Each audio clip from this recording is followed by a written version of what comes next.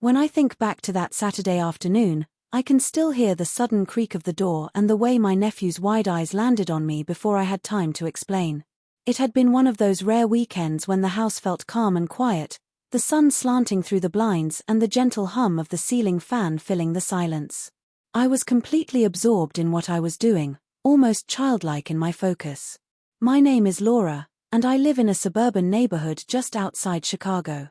For years, I had buried away the playful parts of myself beneath work deadlines, bills, and the endless cycle of responsibilities.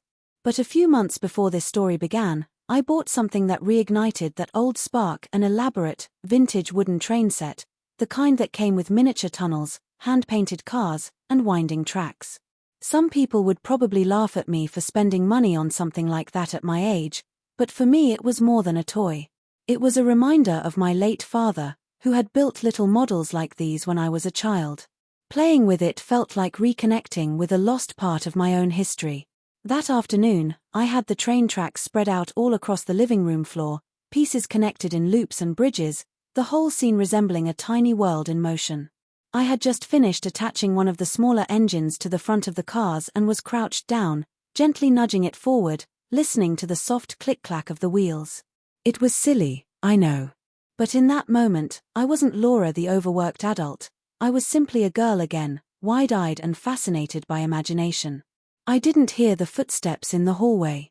I didn't notice the sound of the latch until the door swung open. And then there he was, my nephew, Tyler, standing frozen in the doorway with a mixture of surprise and curiosity written all over his face. Tyler was 16, tall for his age, with a mop of brown hair that never seemed to stay in place. He had come over because my sister, his mom, had an appointment that afternoon and asked if I could keep an eye on him for a few hours. I thought he'd be busy with his video games in the guest room, or maybe out shooting hoops in the driveway. I never imagined he'd walk in at the exact moment I was down on the floor, moving toy trains like a kid. "Aunt Laura, what are you doing?"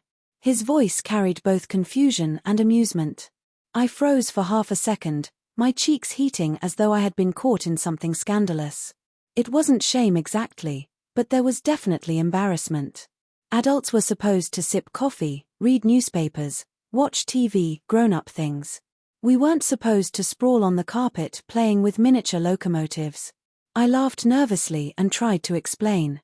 "Well, Tyler, I guess you caught me. This is my toy. Or, I should say, my train set. I just, like playing with it sometimes." Instead of mocking me, Tyler stepped further into the room and squatted down to get a better look.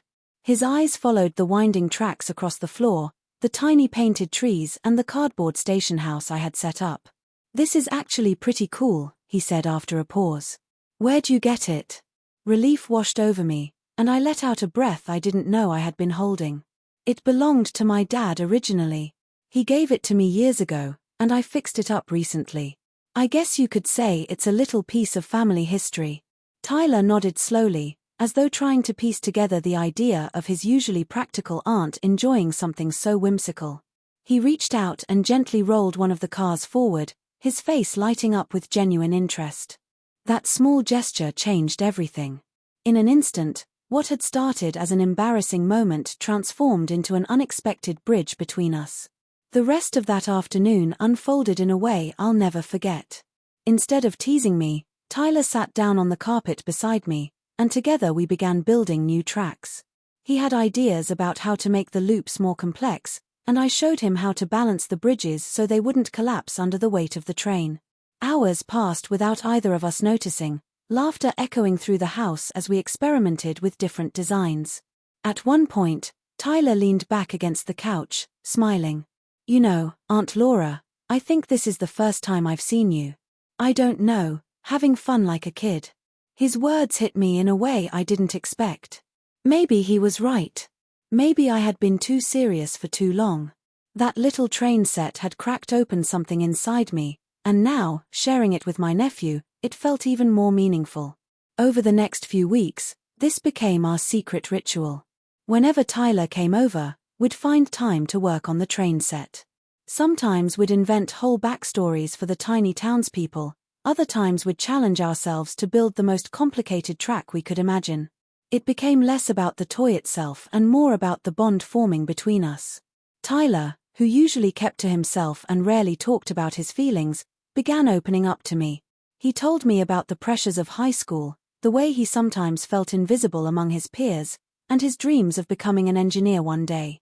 Listening to him, I realized that the train set wasn't just healing something in me, it was giving Tyler a safe space too. A place where he could be himself without judgment. A place where imagination mattered more than appearances. But it wasn't always easy. My sister, his mom, eventually discovered us one evening when she came to pick him up earlier than expected. She walked in to find her grown sister and teenage son sitting cross-legged on the floor surrounded by toy trains. I braced myself for the inevitable teasing, but instead she smiled softly and said, "You know, Dad would have loved this." Her words brought a lump to my throat, reminding me that this toy wasn't just wood and paint, it was a legacy, a bridge between generations. From that day on, our little tradition became something the whole family acknowledged, even celebrated. Holidays turned into opportunities for all of us to build massive tracks that sprawled from room to room. What started as an embarrassing moment when Tyler walked in unexpectedly became the beginning of one of the most cherished bonds of my life. Looking back now, I realize that sometimes the things we're most embarrassed about are the very things that connect us most deeply to others. My toy, as simple as it seemed, unlocked laughter, conversations, and memories that might never have happened otherwise. And it all began the moment my nephew came in suddenly, catching me off guard, and reminding me that joy has no age limit.